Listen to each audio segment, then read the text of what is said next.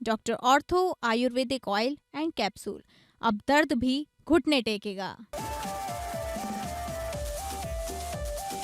CM योगी ने कहा 9 साल में डर का क्षेत्र बना विकास का प्रतीक। यूपी आज निवेश के लिए पूरी तरह तैयार।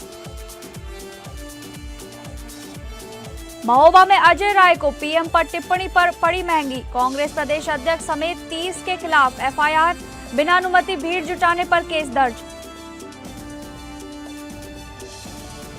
कानपुर किडनी कांड में आरोपियों को बड़ा झटका, आहूजा दंपति समेत शिवम अग्रवाल की जमानत खारिज।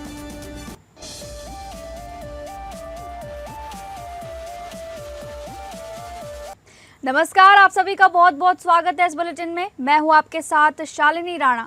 शुरुआत करेंगे बुलेटिन की। सीएम योगी ने YEIDA कार्यक्रम में संबोधन के दौरान कहा कि 9 साल पहले जेवर यमुना एक्सप्रेसवे क्षेत्र अपराध और डर का प्रतीक था। शाम 5 बजे बाद आवाजाही बंद, बुनियादी ढांचा शून्य। आज यह भारत का सबसे बड़ा नोएडा इंटरनेशनल एयरपोर्ट बन रहा है। 2017 से पहले वन डिस्ट्रिक्ट वन माफिया का राज था। बेटियां स्कूल नहीं जा पाती थी, व्यापारी 6 बजे दुकान बंद करते थे, सड़कें खराब, बिजली 4-5 घंटे, हर जिले में दहशत थी। आज यूपी माफिया, गुंडा और दंगा मुक्त है। हर निवेशक का स्वागत है। हम निवेशक को विकास का पार्टनर मानते हैं। 9 साल पहले गोरखपुर में निवेश से इनकार होता था, अब 5 साल में 50,000 युवाओं को रोजगार मिला है। उद्यमियों से आग्रह है कि अलॉटमेंट के बाद तेजी से निवेश करें। एनसीआर से बाहर बलिया, कुशीनगर, सोनभद्र, चित्रकूट जैसे जिलों में भी जाकर देखें, वहीं विकास का अनुभव मिलेगा। यूपी आज निवेश के लिए पूरी तरह तैयार है। मेरे लिए यह अवसर इसलिए भी महत्वपूर्ण है कि जिस क्षेत्र में हम लोगों ने भारत का सबसे बड़ा एयरपोर्ट नोएडा इंटरनेशनल एयरपोर्ट जेवर बनाया है, और जिस क्षेत्र में आज आपको ये अलॉटमेंट लेटर वितरित किए गए हैं, आज से 9 वर्ष पहले यह क्षेत्र भारत का सबसे डरावना क्षेत्र हुआ करता था। हर प्रकार के जो हीनियस क्राइम कह सकते हैं वे यहां घटित होते थे।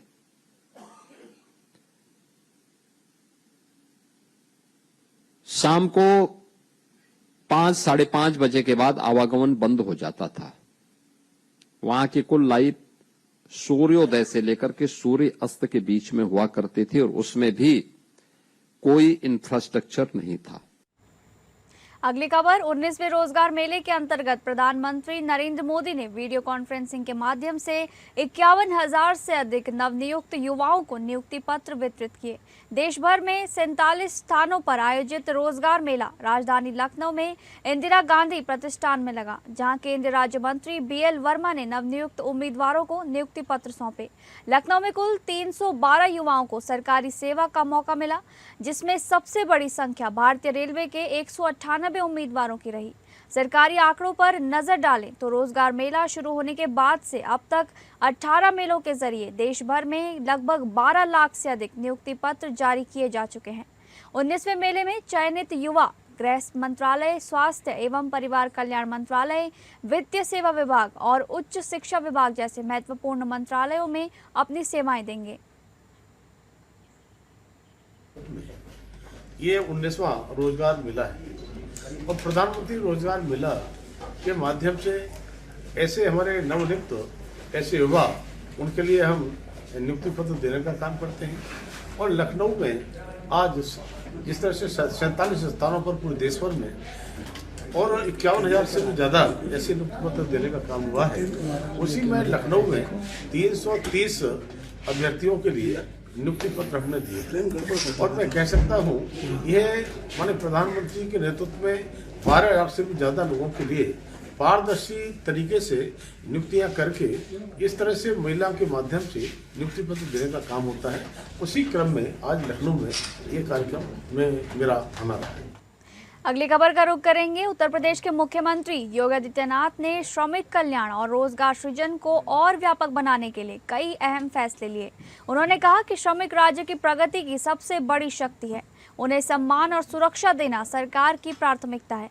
सीएम ने बाल श्रमिक विद्या योजना को नए स्वरूप में सभी 75 जिलों में लागू करने के निर्देश दिए। वर्तमान में ये 20 जिलों में चल रही है। योजना के तहत 8 से 18 साल के कामकाजी बच्चों को स्कूलों से जोड़कर आर्थिक मदद दी जाती है। सीएम ने कहा, कोई बच्चा आर्थिक मजबूरी में शिक्षा से वंचित न रहे। निजी क्षेत्र के सहयोग से कौशल विकास की कार्य योजना भी बनेगी। 2021 से चल रही सेवा मित्र व्यवस्था को और प्रभावी बनाने के निर्देश दिए गए। ऐप, पोर्टल व कॉल सेंटर से घरेलू सेवाएं मिलती हैं। अभी 1097 सेवा प्रदाता, 5049 सेवा मित्र और 54,747 कुशल कामगार पंजीकृत हैं। सरकारी विभागों में भी जरूरत के अनुसार सेवा मित्र व्यवस्था लागू होगी। श्रमिक सुविधा केंद्र और आवास सभी औद्योगिक शहरों में आधुनिक श्रमिक सुविधा केंद्र यानी लेबर अड्डे विकसित होंगे। इन्हें श्रमिक सहायता केंद्र के रूप में बनाया जाएगा। दूसरे क्षेत्रों से आने वाले श्रमिकों के लिए सुरक्षित आवास व्यवस्था पर भी जोर दिया गया। कौशल विकास और रोजगार कानपुर में 200 क्षमता वाला औद्योगिक श्रमिक प्रशिक्षण संस्थान व छात्रावास प्रस्तावित है। यहाँ कारपेंटरी, इलेक्ट्रीशियन, प्लम्बर समेत कई ट्रेडों में ट्रेनिंग मिलेगी। जुलाई 2025 में बने यूपी रोजगार मिशन से अब तक 27,555 युवाओं का चयन हुआ, जिसमें 2,300 को विदेश में नौकरी मिली। 2025-26 में 3,030 रोजगार मेलों में 3.74 लाख युवाओं को रोजगार मिला। सीएम ने रोजगार मेलों को उद्योगों की मांग से जोड़ने और रोजगार संगम पोर्टल में एआई आधारित जॉब मैचिंग मजबूत करने को कहा।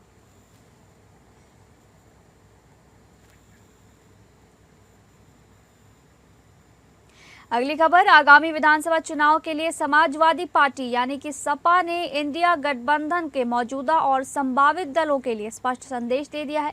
पार्टी सूत्रों के अनुसार गठबंधन में शामिल किसी भी दल को केवल उन्हीं प्रत्याशियों को उतारने की अनुमति दी जाएगी जो जिताऊ हों और जिनका अपने संबंधित क्षेत्रों में मजबूत व्यक्तिगत जनाधार हो। ये कदम आगामी चुनाव में पार्टी की जीत सुनिश्चित करने की रणनीति का हिस्सा है।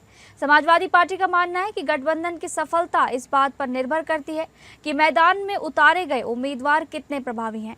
इसलिए कांग्रेस सहित अन्य सहयोगी दलों को ये स्पष्ट कर दिया गया है कि वे जिन सीटों पर चुनाव लड़ना चाहते हैं उन पर अपने प्रत्याशियों के नाम और उनकी जीत की संभावनाओं का विवरण पहले प्रस्तुत करना होगा।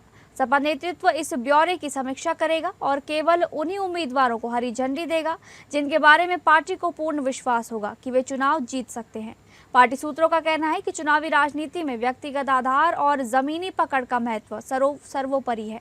जिन उम्मीदवारों की जनता से सीधी पकड़ होती है और जो अपने क्षेत्र की समस्याओं से भली भांति परिचित होते हैं, वे दमदारी के साथ चुनाव लड़ते हैं। सपा ने ऐसे ही उम्मीदवारों को प्राथमिकता देकर सत्ता तक पहुंचने की रणनीति बनाई है। ये नई नीति सीट बंटवारे की प्रक्रिया को भी प्रभावित करेगी। सपा केवल उन्हीं सीटों को अन्य दलों को आवंटित करेगी जिनके लिए वो उनके द्वारा प्रस्तावित उम्मीदवारों की योग्यता से संतुष्ट होगी। ये सुनिश्चित करेगा कि गठबंधन के भीतर किसी भी सीट पर कमजोर उम्मीदवार को खड़ा करके जीत के अवसर को व्यर्थ न किया जाए।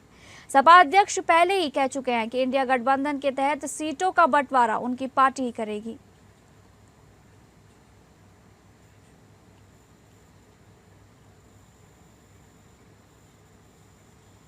उत्तर प्रदेश के महोबा में कांग्रेस प्रदेश अध्यक्ष अजय राय द्वारा बिना अनुमति सड़क पर भीड़ जुटाकर प्रधानमंत्री नरेंद्र मोदी पर की गई अमर्यादित टिप्पणी का मामला गर्मा गया है। भाजपा नेता की तहरीर पर पुलिस ने यूपी कांग्रेस अध्यक्ष अजय राय, नववर्तमान प्रदेश सचिव बृजराज सिंह वर्मा समेत 30 अज्ञात लोगों के खिलाफ सुसंगत धाराओं में मुकदमा दर्ज कर जांच शुरू कर दी है। कांग्रेस नेताओं पर केस दर्ज होने से पार्टी में हड़कंप मच गया है। दरअसल बीते रोज शहर कोतवाली क्षेत्र के समदनगर इलाके में अजय राय बिना प्रशासनिक अनुमति के समर्थकों की भीड़ लेकर कथित दुष्कर्म पीड़ित एक नीट छात्रा से मिलने पहुंचे थे। प्रोटोकॉल के विपरीत पीड़िता से मुलाकात के बाद लौटते समय कार में बैठे अजय राय ने निवर्तमान प्रदेश सचिव बृजराज सिंह वर्मा से बातचीत के दौरान पीएम मोदी के खिलाफ अभद्र भाषा का प्रयोग किया। इसका वीडियो सोशल मीडिया पर वायरल होने के बाद सियासी गलियारों में हड़कंप मच गया। एमएलसी जितेंद्र सिंह सेंगर ने कांग्रेस अध्यक्ष के बयान की कड़ी निंदा करते हुए इसे कांग्रेस के संस्कार बताया और केस दर्ज कराने की बात कही। उन्होंने कहा कि पीएम मोदी को अपमानित करने के इस कृत्य से भाजपा कार्यकर्ताओं में भारी आक्रोश है। वरिष्ठ भाजपा नेता नीरज रावत की तहरीर पर शहर कोतवाली में अजय राय, बृजराज सिंह वर्मा और 30 अज्ञात लोगों के खिलाफ सरकारी कार्य में बाधा समेत अन्य गंभीर धाराओं में मुकदमा दर्ज किया गया है। पुलिस ने अग्रिम विधिक कार्रवाई शुरू कर दी है। पीड़िता से मुलाकात और मांग। अजय राय ने समद नगर स्थित एक मकान में पीड़िता से मुलाकात कर सरकार से 50 लाख रुपए की आर्थिक सहायता, आरोपियों की गिरफ्तारी और पीड़िता को सुरक्षा देने की मांग की थी। गौरतलब है कि बीते दिनों नेता प्रतिपक्ष राहुल गांधी द्वारा पीएम मोदी को गद्दार कहे जाने का मामला अभी शांत भी नहीं हुआ था कि अब प्रदेश अध्यक्ष अजय राय के बयान ने सियासी माहौल और गर्म कर दिया है। फिलहाल पुलिस पूरे मामले की जांच में जुटी हुई है। अवगत कराना है कि दिनांक 22 मई 2026 को जरिए सोशल मीडिया एक वीडियो संज्ञान में आया जिसमें भारतीय राष्ट्रीय कांग्रेस के प्रदेश अध्यक्ष श्री अजय राय के द्वारा अपने समर्थकों के साथ विधि विरुद्ध जमाव करते हुए सरकारी कार्य में बाधा उत्पन्न की गई एवं आम रास्ते को अवरुद्ध किया गया।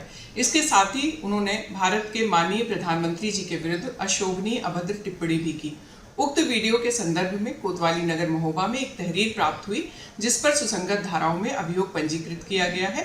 उक्त प्रकरण में नियमानुसार विधिक कार्रवाई अमल में लाई जा रही है।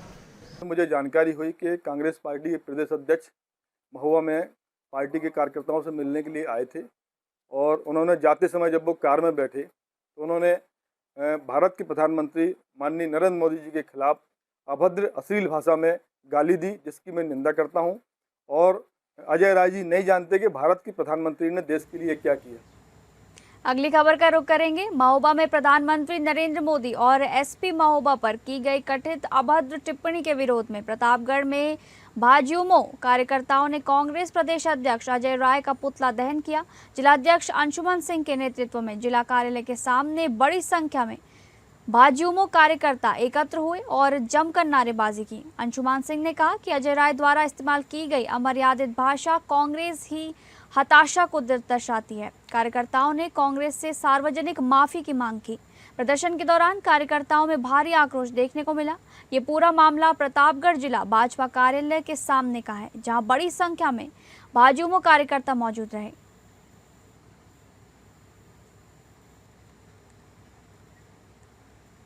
कांग्रेस के राष्ट्रीय सचिव सत्यनारायण पटेल आज अयोध्या पहुंचे, जहां उन्होंने 2027 के विधानसभा चुनाव की तैयारियों को लेकर मीडिया से बातचीत की। इस दौरान उन्होंने केंद्र सरकार और प्रधानमंत्री नरेंद्र मोदी पर जमकर निशाना साधा। पटेल ने पीएम मोदी की हालिया अपील सोना न खरीदें, डीजल पेट्रोल बचाएं पर सवाल उठाते हुए कहा कि जनता देश के लिए त्याग करने को तैयार है, लेकिन मोदी जी की अपील पर नहीं करेगी। उन्होंने दावा किया कि कांग्रेस सरकार के समय किसानों का कर्ज माफ किया गया और उन्हें अनुदान दिया गया, जबकि भाजपा सरकार केवल उद्योगपतियों को फायदा पहुंचा रही है। उन्होंने आरोप लगाया कि भाजपा चुनाव के समय अपनी रैलियों में सरकारी पैसे का इस्तेमाल करती है। पटेल ने मांग की कि प्रधानमंत्री और भाजपा शासित राज्यों को पहले खुद सरकारी खर्चों में कटौती करनी चाहिए। बढ़ती महंगाई पर केंद्र को घेरते हुए उन्होंने कहा कि इससे आम जनता बेहद परेशान है और सरकार को इसकी कोई चिंता नहीं है। इस प्रेस कॉन्फ्रेंस में आनंद सागर द्वारा निर्मित रामायण धारावाहिक में हनुमान की भूमिका निभा चुके प्रसिद्ध कलाकार विक्रम मस्ताल भी मौजूद रहे। पटेल का ये दौरा अयोध्या में 2027 चुनाव के लिए कांग्रेस की रणनीति का हिस्सा माना जा रहा है। मुद्दा महंगाई, बेरोजगारी, इकोनॉमिक्स और जो वादे प्रदेश की और देश की सरकार ने किए वो धोखा दिया। किसानों की दुगनी आय की बात की थी, मिनिमम सपोर्ट प्राइस, धान की व्यवस्था, सारी व्यवस्था चौपट है।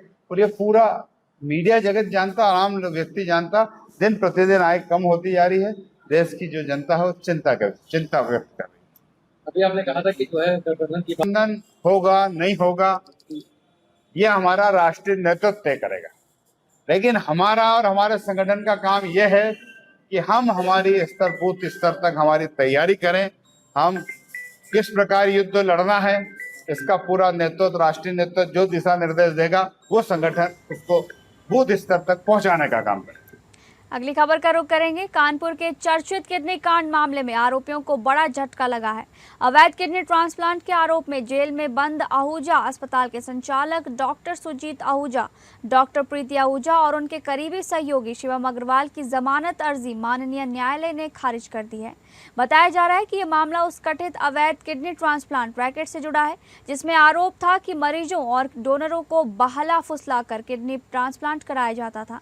मामले में एक छात्र ने गंभीर आरोप लगाते हुए कहा था कि उसकी इच्छा के विरुद्ध उसकी किडनी निकाल ली गई। छात्र के अनुसार उसने खर्च के लिए दिए गए 6,000 रुपये लौटाने की बात भी कही थी। इसके बावजूद उसके साथ कथित तौर पर जबरन ऑपरेशन किया गया। जांच में सामने आया था कि आहूजा अस्पताल इस पूरे नेटवर्क का मुख्य केंद्र था। आरोप है कि अस्पताल संचालक डॉक्टर सुरजीत आहूजा और डॉक्टर प्रीति आहूजा पूरे नेटवर्क को संचालित करते थे, जबकि शिवम अग्रवाल डोनर और रिसीवर को लाने ले जाने, भर्ती कराने और पैसों के लेन देन जैसे काम देखता था। फिलहाल माननीय न्यायालय द्वारा तीनों आरोपियों की जमानत याचिका खारिज किए जाने के बाद मामले को लेकर फिर से चर्चाएं तेज हो गई हैं। वहीं पीड़ित पक्ष इसे न्याय की दिशा में बड़ा कदम मान रहा है। किडनी कांड में जो मेन आहूजा अस्पताल था जहां पे किडनी ट्रांसप्लांट अवैध रूप से हो रहा था, एक छात्र के साथ उसके जीवन से खिलवाड़ हो रहा था। उसकी मर्जी के बगैर वो कह रहा था कि सब मैं 6,000 रुपये जो आपने मुझे खर्चे के लिए दिए मैं वापस करने को तैयार हूँ। इसके बावजूद उसकी किडनी निकाल ली गई। तो उस कांड में जो मेन रोल था वो आहूजा अस्पताल था। उसके जो मालिक थे डॉक्टर सुरजीत आहूजा और डॉक्टर प्रीति आहूजा, और उनका खास व्यक्ति जो वैन चलाता था, जो डोनर को और किडनी लगने वाले रेसिपिएंट को ले जाने लाने का काम, उनको फंसाने का काम, उनको एडमिट करने का काम करता था, शिवम अग्रवाल। तो इन 3 लोगों की बिल लगी थी, जिसमें डॉक्टर सुरजीत आहूजा, डॉक्टर प्रीति आहूजा और शिवम, इन तीनों की बिल माननीय न्यायालय ने काफ़ी सुनवाई के बाद और खारिज कर दी है और बड़ा विस्तृत ऑर्डर किया है। उसमें लगभग 27 पेज का उसमें पर डिस्क्लोज किया है कि क्यों इनको जमानत ना दी जाए। अगली खबर, मथुरा के श्री कृष्ण जन्मभूमि मंदिर मस्जिद मामले के याचिकाकर्ता दिनेश फलाहरी महाराज ने मुख्यमंत्री योगी आदित्यनाथ को पत्र लिखकर ईद के अवसर पर काशी, अयोध्या और मथुरा जैसे प्रमुख तीर्थ स्थलों पर पशु बलि पर रोक लगाने की मांग की है।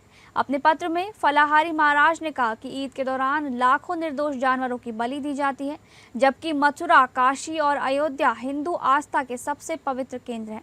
उन्होंने लिखा, अयोध्या भगवान श्री राम की जन्मस्थली है, मथुरा भगवान श्री कृष्ण की जन्मस्थली और काशी भगवान शिव की नगरी है। ऐसे दिव्य स्थलों पर भजन कीर्तन होने चाहिए, न कि पशु बलि जैसी घटनाएं। उन्होंने कहा कि इन पावन स्थलों पर पशु बलि होने से सनातन हिंदुओं की भावनाएं आहत होंगी। मुख्यमंत्री से अपील की गई कि उन्होंने कहा उसमें कि आप ही हिंदुओं के गौरव हैं और आप ही ऐसी मानसिकता को रोक सकते हैं। फलाहारी महाराज ने याद दिलाया कि मथुरा ब्रज क्षेत्र में भगवान श्री कृष्ण ने रासलीला, महारास और माखन चोरी जैसी लीलाएं की थी। ऐसे पावन क्षेत्र में पशु बलि से ब्रजवासियों और देश व विदेश से आने वाले श्रद्धालुओं को गहरी पीड़ा होगी। उन्होंने उत्तर प्रदेश में कानून व्यवस्था सुधार और अपराध नियंत्रण के लिए मुख्यमंत्री एवं प्रशासन की सराहना भी की। इस मांग का महामंडलेश्वर रामदास महाराज, साध्वी इंदुलेखा और हिंदूवादी नेता सिद्धार्थ भट्टाचार्य ने भी समर्थन किया है। सभी ने मुख्यमंत्री से ईद के अवसर पर तीर्थ स्थलों पर पशु बलि पर प्रतिबंध लगाने का अनुरोध किया है। इंदुलेखा वृंदावन से देखिए, अभी एक ईद के उपरांत सभी संतों ने एक मांग की है योगी जी से, और मेरी भी यही मांग है योगी जी से कि जितने भी हमारे तीर्थ स्थान हैं, चाहे अयोध्या हो, काशी हो, मथुरा हो, वहां पर ईद पे कोई भी निर्दोष पशुओं की बलि नहीं होनी चाहिए। आज हमने हिंदुओं के गौरव माननीय मुख्यमंत्री योगी जी को पत्र लिखा है और मांग की है कि अयोध्या, मथुरा और काशी में निर्दोष जानवरों की ईद के मौके पे बलि नहीं दी जाए। जय श्री राम। देखिए, बकरीद के मौके पे बहुत से बच्चे ऐसे हैं जानवरों के काटे जाते हैं। तो अयोध्या है, काशी है, नैमिसारण है, वृंदावन है, मथुरा है, द्वादश शक्ति पीठ है, जहाँ जहाँ भगवान के धाम है, जगन्नाथ, द्वारिका, रामेश्वरम, तो ऐसे जगह सबसे बड़ी बात है कि किसी भी जानवर की बलि ना दी जाए, क्योंकि 10 हिंदू के बीच में अगर मुस्लिम है तो वो देखते हैं क्यों काटा जा रहा है। अगली खबर, भाजपा के पंडित दीनदयाल उपाध्याय प्रशिक्षण महाअभियान 2026 के तहत मुरादाबाद में 2 दिवसीय प्रशिक्षण शिविर का शुभारंभ हुआ। कार्यक्रम में कैबिनेट मंत्री चौधरी भूपेंद्र सिंह शामिल हुए। इस अवसर पर भूपेंद्र चौधरी ने कहा कि देश के अधिकांश राज्यों में भाजपा की सरकार है और जहां सरकार नहीं है वहां पार्टी का मजबूत संगठन कार्य कर रहा है। उन्होंने कहा कि भाजपा को अगले 50 साल तक राज्य करने की योजना पर संगठन को काम करना होगा। भूपेंद्र चौधरी ने जोर देकर कहा कि भाजपा विचारधारा के आधार पर चलने वाला राजनीतिक दल है। यहाँ राजनीतिक विरासत के आधार पर कार्य नहीं किया जाता है। प्रशिक्षण महाअभियान का उद्देश्य कार्यकर्ताओं को पार्टी की नीतियों और विचारधारा से और मजबूती से जोड़ना है। कांग्रेस के लोग जिस प्रकार से जनता ने कांग्रेस को नकारने का काम देश की जनता ने किया, ये लोग कहीं ना कहीं कांग्रेस आज देश में मरासन की ओर है और कांग्रेस अपने अंतिम सांस गिन रही है। तो इस प्रकार की बयानबाजी करके ये लोग एक नेगेटिव एजेंडा फैलाने का काम देश में कर रहे हैं। लेकिन देश की जनता सब जानती है, प्रदेश की जनता सजग है और कांग्रेस के लिए अब कोई संभावना उत्तर प्रदेश में बची नहीं है। और कांग्रेस को जिस प्रकार की बयानबाजी वो कर रहे हैं माननीय प्रधानमंत्री जी के लिए, वो देश की जनता उसका निश्चित रूप से आने वाले चुनावों में जवाब देगी। बरेली की इज्जत नगर थाना पुलिस ने दुष्कर्म के मामले में वांछित आरोपी को मुकदमा दर्ज होने के महज 12 घंटे के भीतर गिरफ्तार कर लिया। ये कार्रवाई महिलाओं और बालिकाओं की सुरक्षा को लेकर चलाए जा रहे मिशन शक्ति फेज 5 अभियान के तहत की गई। पुलिस के अनुसार 22 मई को थाना इज्जत नगर क्षेत्र की एक युवती ने तहरीर देकर आरोप लगाया कि उसके रिश्तेदार राकेश बाबू ने जान से मारने की धमकी देकर कई बार उसके साथ दुष्कर्म किया। शिकायत के आधार पर थाना इज्जत नगर में मुकदमा दर्ज किया गया। मुकदमा दर्ज होने के बाद थाना इज्जत नगर पुलिस ने आरोपी की तलाश शुरू कर दी। पुलिस टीम लगातार दबिश दे रही थी। इसी दौरान मुखबिर की सूचना पर पुलिस ने त्वरित कार्रवाई करते हुए आरोपी राकेश बाबू को गिरफ्तार कर लिया। गिरफ्तारी के बाद आरोपी को विधिक कार्रवाई पूरी कर न्यायालय में पेश किया गया। पूछताछ में आरोपी ने पुलिस को बताया कि वो पीड़िता को पसंद करता था और उसकी पढ़ाई में आर्थिक सहायता भी करता था। आरोपी ने पीड़िता के साथ दुष्कर्म करने की बात स्वीकार करते हुए अपने कृत्य को गलती बताया। श्रीमान वरिष्ठ पुलिस अधीक्षक जनपद बरेली महोदय के निर्देशन में चलाए जा रहे महिला सुरक्षा और महिलाओं के विरुद्ध हो रहे अपराध में कठोर कार्रवाई के क्रम में आज थाना इज्जत नगर द्वारा बलात्कार के एक आरोपी को, वांछित आरोपी को गिरफ्तार कर न्यायिक अभिरक्षा में भेजा गया है। इस व्यक्ति का नाम राकेश बाबू पुत्र सूरज सिंह, जो निवासी फरीदपुर थाना फरीदपुर बरेली का रहने वाला है। इसके विरुद्ध एक तहरीर प्राप्त हुई थी जिसमें सुसंगत धाराओं में बलात्कार का एक अभियोग 413/26 थाना इज्जत नगर में पंजीकृत किया गया था, जिसमें एक युवती ने इस व्यक्ति द्वारा, जिसका नाम राकेश बाबू है, द्वारा बलात्कार का आरोप लगाया गया था। इसमें आज इसकी गिरफ्तारी कर इसे न्यायिक अभिरक्षा में भेजा गया है। इस प्रकरण में अग्रिम विधिक कार्रवाई प्रचलित है। फिलहाल इस बुलेटिन में बस इतना ही। नमस्कार।